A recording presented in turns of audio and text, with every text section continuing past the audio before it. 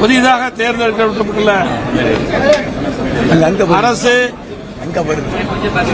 நம்பிக்கை கோரும் தீர்மானத்தை முன்மொழிந்தார்கள். அதில் அனைத்து இந்திய அண்ணா திராவிட முன்னேற்ற கழகத்தை பொறுத்தவரைக்கும் அதை எதிர்த்தும் அனைத்து இந்திய அண்ணா திராவிட முன்னேற்ற கழக சட்டமன்ற உறுப்பினர் அனைவரும் எதிர்த்து வாக்களிக்க வேண்டும் என்று அவையிலே பேசினோம். ஏற்கனவே அனைத்து இந்திய அண்ணா திராவிட முன்னேற்ற கழகத்தின் சட்டமன்ற உறுப்பினர்கள் கூட்டத்தை கூட்டி என்னை சட்டமன்ற கட்சி தலைவராக தேர்ந்தெடுக்கப்பட்டு அதன் அடிப்படையிலே மற்ற பொறுப்பாளர்கள் நியமிக்கப்பட்டோம். அதில் கொறடா இன்னும் பல பொறுப்புகள் நியமிக்கப்பட்டோம்.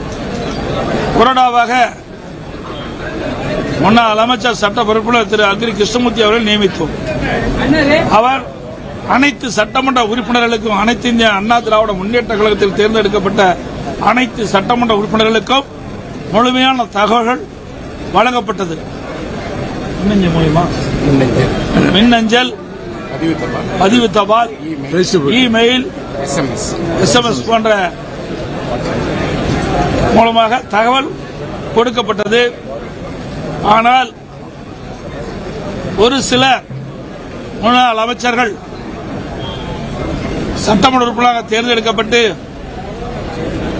அனைத்து இந்திய அண்ணா திராவிட முன்னேற்ற கழக துரோகம் விளைவிக்கின்ற விதமாக நேற்றைய தினம் அறிவிப்பை வெளியிட்டார்கள்.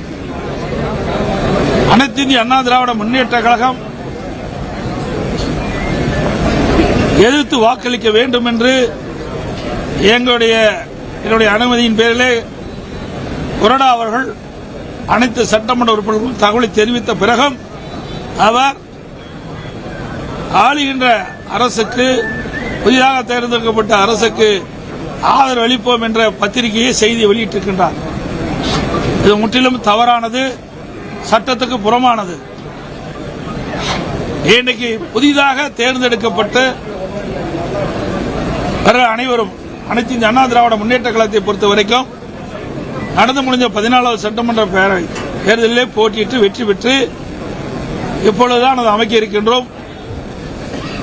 இந்த நேரத்தில் பொதுச் செயலாளர் சட்டமன்ற உறுப்பினருடைய கூட்டத்தை கூட்டி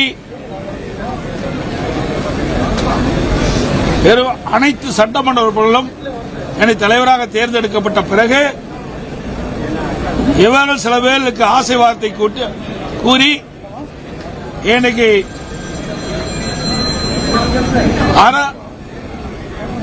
தமிழக வெற்றி கழக தலைமையில் ஆட்சி அமைக்கப்பட்டிருக்கின்றது. அந்த ஆட்சியிலே இடம்பெறுவதற்கு ஒரு குறிப்பிட்ட அமைச்சர்கள், அதாவது சுமார் 6 அமைச்சர்கள் கொடுக்கின்றார்கள், 10 வாரித் தலைவர் கொடுப்பதாக அவர்களிடத்தில் இருந்த அதிமுக சட்டமன்ற உறுப்பினர்களை ஆசை வார்த்தை கூட்டி அந்த அடிப்படையிலே இன்றைக்கு சட்டமன்றத்திலே ஓட்டெடுப்பிலே அவர்கள் இந்த அரசு கொண்டு வந்த தீர்மானத்திற்கு ஆதரவு தெரிவித்திருக்கிறார்கள். அனைத்து இந்திய அண்ணா திராவிட முன்னேற்ற கழகத்தை பொறுத்தவரைக்கும் நடந்து முடிந்த சட்டமன்ற தேர்தலிலே 2011 2021 வரை அனைத்து இந்திய அண்ணா திராவிட முன்னேற்ற கழக ஆட்சியிலே செய்த சாதனைகளை சொல்லியும் எங்களுடைய இதயம் புரட்சித் தலைவர் எம்ஜிஆர், இதயம் புரட்சித் தலைவர் அம்மாவுடைய பெயரை சொல்லித்தான் வாக்குகளை கேட்டு இரட்டலை சின்னத்திலே போட்டியிட்டு வெற்றி பெற்றவர்கள் 47 பேரும். அதையெல்லாம் மறந்து இரவு பகல் மாறாமல் எங்களுடைய தலைமையுடைய உத்தரவுக்கு பேரிலே கழகத்தினுடைய தொண்டர்கள், நிர்வாகிகள், கூட்டணி கட்சி தலைவர் நிர்வாகிகள் தேர்தல் நேரத்திலே பிரச்சாரத்தை செய்து அதன் மூலமாகத்தான் அவர்கள் வெற்றி பெற்றிருக்கின்றார்கள். அப்படி வெற்றி பெற்ற கட்சிக்கு எங்களுடைய அனைத்து இந்திய அண்ணா திராவிட முன்னேற்ற கழகத்திற்கு விசுவாசமாக இல்லாமல் அடையாளம் காட்டப்பட்ட கட்சிக்கு துரோகம் விளைவித்தவர்கள் இவர்கள். இன்றைக்கு ஒவ்வொரு கட்சியும் ஒவ்வொரு சூழ்நிலையிலே வெற்றி பெறுவதும் வெற்றி வாய்ப்பு இழப்பதும் இயல்பானது ஒன்றுதான். ஏதோ அனைத்து இந்திய அண்ணா திராவிட முன்னேற்ற கழகத்துக்கு மட்டும் நிகழ்ந்ததல்ல. 1991 திராவிட முன்னேற்ற கழகம் வரல, 1996 அதிமுக வரல, 2001 இன்னைக்கு அதிமுக ஆட்சி, 2006 திமுக ஆட்சி, இப்படி மாறி மாறி ஆட்சி வரும்.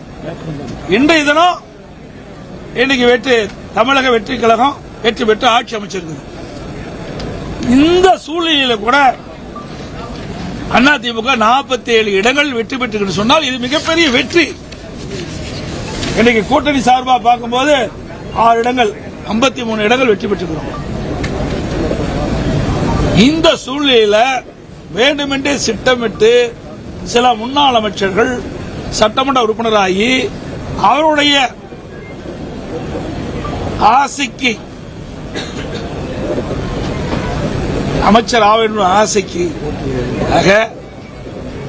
எங்களோடு நாங்கள் தலைமை அறிவிக்கப்பட்ட அதன் மூலமாக வெற்றி பெற்று வந்த சட்டமன்ற உறுப்பினர்கள் தவறான வழியிலே அழைத்து சென்றிருக்கின்றார்கள்.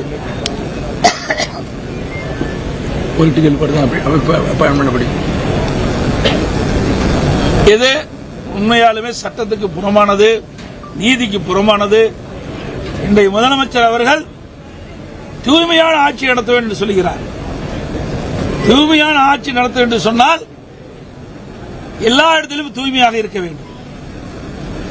ஒரு கட்சியில் கருத்து வேறுபாடு நடக்குது, அந்த கருத்து வேறுபாடுகளை மையமாக வைத்து ஒரு சாரார் வீட்டுக்கு சென்று வருவது எந்த விதத்தில் நியாயம்? இதா தூய்மையானது? ஆக எங்க இயக்கத்திற்கு இப்படி வந்திருக்குது, எல்லா இயக்கத்திற்கும் சோதனை வரும். இது தவறான முன்னுதாரணம். இதுவரை தமிழக வரலாற்றிலே இல்லாத ஒன்று. இன்றைக்கு எத்தனையோ கட்சிகள் ஆட்சி இருந்திருக்குது, எத்தனையோ கட்சிகள் கருத்து வேறுபாடு பிரிஞ்சிருக்குது. ஆனா எந்த தலைவருமே இருந்த இயக்கத்துக்கு வீட்டுக்கு சென்றது கிடையாது. ஆனால் ஆரம்ப காலகட்டத்திலே தவறான பாதையிலே இன்றைதான் தமிழக வெற்றி கழக தலைவர் சென்று கொண்டிருப்பது உண்மையிலேயே வருத்தம் அளிக்கின்றது என்பதை இந்த நேரத்தில் பதிவு செய்ய விரும்புகிறேன். அது மட்டுமல்ல, இன்றைக்கு சட்ட நீதியாக பார்க்கின்ற பொழுது இன்றைக்கு ஒரு பொதுச் செயலாளர், இன்றைக்கு சட்டமன்ற உறுப்பினராக தேர்ந்தெடுக்கப்பட்ட சட்டமன்ற கட்சி தலைவர், அவர்தான் விப்ப கொறடாவை நியமிக்க முடியும். அப்படி நியமிக்கப்பட்ட கொறடா தான் எங்கள் அனைத்து இந்திய அண்ணா திராவிட முன்னேற்ற கழக சட்டமன்ற உறுப்பினர்களுக்கு இன்றைக்கு நம்பிக்கை ஒரு தீர்மானம் வருகின்ற பொழுது அதை எதிர்த்து வாக்களிக்க வேண்டும் என்று முழுமையான தகவல் கொடுக்கப்பட்ட பிறகும் அவள் எதிர்த்து வாக்களிக்கின்ற சொன்னால் அங்கே குதிரை பேரம் நடைபெற்றுக் கொண்டுதான் பலர் தகவல் பரவுகிறது, பேசப்பட்டு வருகிறது. உண்மையிலேயே தூய்மையான ஆட்சி நடத்துவோம் என்று சொல்லிவிட்டு இதற்கெல்லாம் இடமளிக்கின்றார்கள் என்று பார்க்கின்ற பொழுது மக்கள் தான் இதற்கு நல்ல முடிவை கட்ட வேண்டும் என்று இந்த நேரத்தில் தெரிவிக்க விரும்புகின்றேன். இன்றைக்கு திராவிட முன்னேற்ற இன்றைக்கு தமிழக வெற்றி கழகம் 108 இடத்துல வெற்றி பெற்றிருக்கு. அதுல ஒரு இடம் 2 இடத்துல அவர் போட்டியிட்டார், ஒரு இடத்துல வெற்றி வாய்ப்பு 107 ரிசைன் பண்ணிட்டார். 2 இடத்துல போட்டியிட்டாரு, ஒரு இடத்துல ராஜினாமா செஞ்சிட்டாரு. 108 இருந்து 107 போயிட்டு பிறகு நீதிமன்றத்தில் வழக்கு நடந்து அந்த ஓட்டெடுப்பில் கலந்து கொள்ளக்கூடாது என்று நீதிமன்றம் தீர்ப்பளிக்கப்பட்டது. ஆக தமிழக வெற்றி கழகத்தினுடைய அவருடைய கட்சியுடைய எண்ணிக்கை 106 தான். எனக்கு திராவிட முன்னேற்ற கழக கூட்டணியில் அங்கம் வைக்கின்ற கட்சிகள் வெற்றி பெற்று இன்றைக்கு தமிழக வெற்றி கழகத்தோட சேர்ந்த காரணத்தினால்தான் அந்த 118க்கு மேல அந்த வாய்ப்பு கிடைச்சுதான் ஆட்சி அமைச்சிருக்கிறாங்க. நிறைய தேர்தல் நேரத்தில் நிறைய தமிழக வெற்றி கழக தலைவர்கள் சொன்னாங்க. அதன்படி எதுவுமே இதுவரைக்கும் நடைமுறையை பின்பற்றவில்லை என்பதுதான் யதார்த்தமான உண்மை. அதோட இன்றைக்கு தமிழகத்தில் 34% வாக்குகள் தான் பெற்றிருக்கிறாங்க. 66% பேர் இன்னும் எதிர்பார்த்தா இருக்கிறாங்க தமிழக வெற்றி கழகத்தில். இன்றைக்கு அனைத்து இந்திய அண்ணா திராவிட முன்னேற்ற கழகத்தை பொறுத்தவரை எங்களுடைய கூட்டணி 1,34,00,000 வாக்குகள் பெற்றது. அண்ணா திமுக இன்றைக்கு அனைத்து இந்திய அண்ணா திராவிட முன்னேற்ற கழகத்தை பொறுத்த வரைக்கும் வலிமையான இயக்கம், அதிக உறுப்பினர்கள் கொண்ட இயக்கம். இன்றைக்கு கால சூழ்நிலைக்கு தகுந்தவாறு அவ்வப்போது மக்கள் முடிவு செய்து அதற்கு ஏற்றவாறு சட்டமன்ற உறுப்பினர்களை தேர்ந்தெடுக்கின்றார்கள். இதுதான் இன்றைய நிகழ்வு.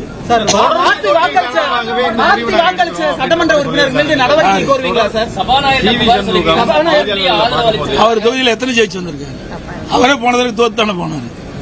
இப்போ எங்க கட்சியை பொறுத்த வரைக்கும் அனைத்து இந்திய அண்ணா திராவிட முன்னேற்ற கழகத்தை பொறுத்த வரைக்கும் அனைத்து மாவட்ட சாரை கேட்டு அவருடைய விருப்பப்படிதான் நாங்க வேட்பாளரை தேர்வு செய்யணும்.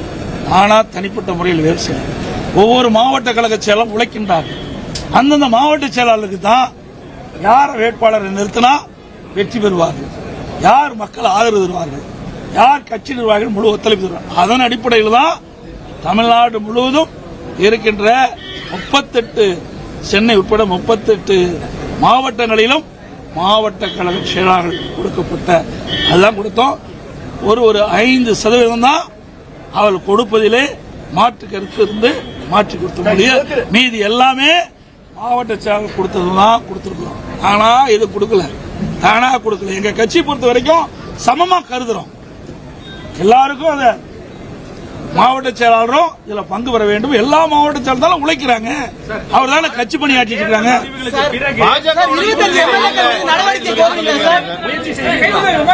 அதான் இல்லைன்னு சொல்லியாச்சு. நேற்றைய தினமே தெளிவுபடுத்தியாச்சு. இதை வேண்டும் என்று திட்டமிட்டு கேள்வி கேட்காதீங்க. ஏங்க 5 வருஷம் நீங்க சட்டமன்ற நிகழ்வுல பாத்தீங்களா? எத்தனை முறை பேட்டி கொடுத்தோம்? எங்களுடைய பிரச்சாரம் என்ன? என்னுடைய பிரச்சாரத்தை நீங்க எல்லாம் பாத்தீங்களா? இன்றைக்கு யாரை தாக்கி பேசணும்னு பாத்தீங்களா? ஆக அதான் எங்களுடைய அனைத்து இந்திய அண்ணா திராவிட முன்னேற்ற கழகம் தோன்றியதே எதிர்ப்புல தான் தோன்றுச்சு. அப்படி இருக்கும்போது நாங்க எப்படி செய்வோம்? அதுக்கு வேற ஒன்று கிடைக்கல, வேற எந்த ஒரு காரணமும் கிடைக்கல. இப்படி காரணத்தை சொல்லி மக்களிடத்தில் ஒரு தவறான செய்தி சொல்லி, நிர்வாகிடத்தில் தவறான செய்தி சொல்லி அவர்கள் இந்த தமிழக வெற்றி கழக அமைச்சரவையில் இடம்பெற வேண்டும் என்ற ஆசையில சொல்லுகின்ற வார்த்தை. அனைத்து இந்திய அண்ணா திராவிட முன்னேற்ற கழகத்தை பொறுத்த வரைக்கும் யாருடையும் நாங்கள் எங்கள் கூட்டணியை தவிர்த்து வேறு யாரிடையும் பேச்சுவார்த்தை நடத்தவில்லை. 100% திராவிட முன்னேற்ற பேச்சுவார்த்தை நடத்தவில்லை. அது அவர்களும் சொல்லிட்டாங்க, நாங்களும் சொல்லிட்டோம்.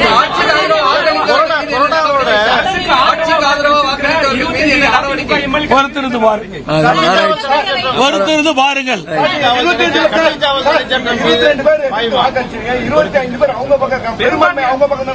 பெரும்பான்மை சிறுபான்மையில இல்ல, பொதுச் செயலாளர் தான், பொலிட்டிக்கல் பார்ட்டி தான். நீங்க பெரும்பான்மை சிறுபான்மை எல்லாம் சட்டமன்றத்தில், அதாவது சட்டத்தில் இன்றைக்கு தாவாக்கா இருக்குது. தாவாக்கா இன்னைக்கு ஆட்சி அமைச்சிட்டு ஒரு 58 பேர் போயிட்டு ஆட்சி போயிருமா? தாவாக்கா தலைவர் தானே அதிகாரம். அப்படி எல்லா கட்சி தலைவருக்கும் தான் அதிகாரம். அப்படித்தான் தீர்ப்பு இருக்குது. நல்லா புரிஞ்சுக்கங்க.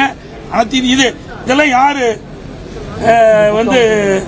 அனுமதி கொடுத்தது? தலைமை யாரு? பொதுச் செயலாளர். இவரெல்லாம் அந்த ஆக்சன் லெட்டர் யார் கொடுத்தது? நான் தான் கொடுத்தேன் கையில். அந்த பவர் எடுத்தா இருக்குது. இப்ப முதல் கூட்டம் சட்டமன்ற தோணுடைய முதல் கூட்டத்தில் விப்ப நியமிக்கிற அதிகாரம் பல தீர்ப்புல அந்த இருக்குது. அப்புறம் அதாவது இப்பொழுது பொறுத்த வரைக்கும் சார் இது தவறான உதாரணம். இன்றைக்கு சட்டமன்றத்தில் மாறி கட்சி வரும். ஆனா விதியும் மரபும் மாறாது. ஆனா விதியும் பின்பற்றல, மரபையும் பின்பற்றல. அதான் நான் தெளிவா சொன்னேன். இன்றைக்கு அவர்களுக்கு ஆதரவு தேவை. ஏன்னா திராவிடம் இன்னைக்கு என்ன சொல்லியிருக்கிறாங்க? கம்யூனிஸ்ட் கட்சிகளும் மற்ற கட்சிகளும் திமுக கூட்டணியில் போட்டியிட்டு வெற்றி பெற்ற கட்சி அந்த இடம் பெற்றிருக்கு. அவர்கள் என்ன சொன்னாங்க? ஆதரவு கொடுக்கிறோம், கூட்டணி திமுகவோட தொடரும், ஆதரவு கொடுக்கிறோம் அரசாங்கத்துக்கு, அதனால் திமுகவோட கூட்டணி தொடரும். அப்படிங்கிற பொழுதுதான் இவருடைய ஆதரவு வேணும். அப்படிங்கிற மாதிரி அந்த தோரணையில தான் அனைத்து இந்திய அண்ணா திராவிட முன்னேற்ற கழகத்தில் கருத்து வேறுபாடு இருக்கின்ற பொழுது இன்றைய முதலமைச்சர் அவர் வீட்டுக்கு போய் வந்திருக்காரு. இன்றைக்கு இங்க இருக்கிற ஒரு சில முன்னாள் அமைச்சர்கள் அவர்கள் சட்டமன்ற உறுப்பினராக தேர்ந்தெடுக்கப்பட்டு அவர்கள் ஆளுங்கட்சி அமைச்சர்கள் இடம்பெற வேண்டிய ஆசையின் அடிப்படையில் இன்றைக்கு சென்றிருக்கின்றார்கள். இது முற்றிலும் தவறது. இன்றைக்கு மக்கள் மன்னிக்க மாட்டார்கள், கழக நிர்வாகிகள் தொண்டர்கள் மன்னிக்க மாட்டார்கள் என்பதை சொல்லி அனைத்து ஊடகங்களுக்கும்